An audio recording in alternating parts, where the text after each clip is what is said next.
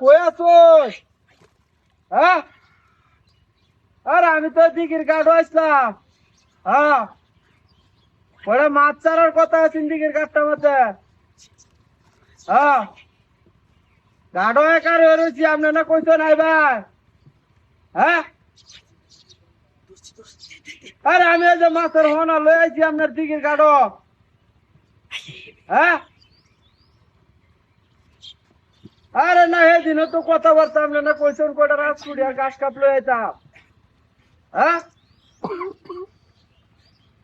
না এলে আপনি আমার কইতেন না, আমি আরেক দিকে লয়ে গেলাম আগা। না না না, এটা হইলো না, বুঝছো? হ্যাঁ, আপনি কোন যে তাহলে আমার কইতেন না, বুঝাই বিষয়টা। যখন এই মাসটি আমি কইসারো পরশু দিন আপনার লয় কথাবার্তা আপনি আইবেন, ওর আমি ওনাডি লয়ে আসো লাগে জাল কেউ দাদি আসতে উড়াইছি হিসারিতে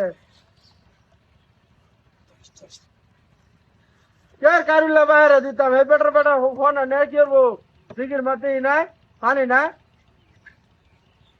হ্যাঁ, বেটার আইলেছে আমি পরশু দিনও কইলাম যে কথাটা যে আপনি আমার কয়ে আনাই এই গপ করলে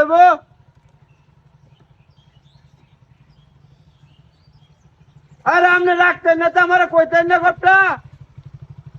হ্যাঁ, আইলাম ওরেন মিয়া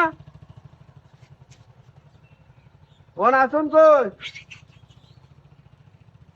আপনার দিঘির গাড়ো আছে, দিঘির গাড়ো। হ্যাঁ, ফোন আড়ি আমার মাথাতে আছে, ওটা রাজপুরি গাছ কাপ।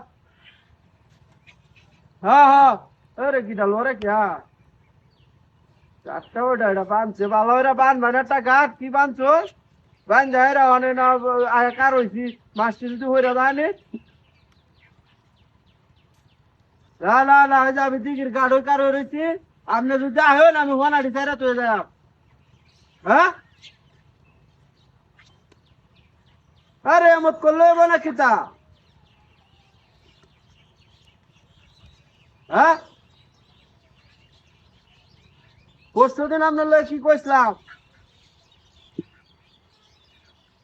হ্যাঁ,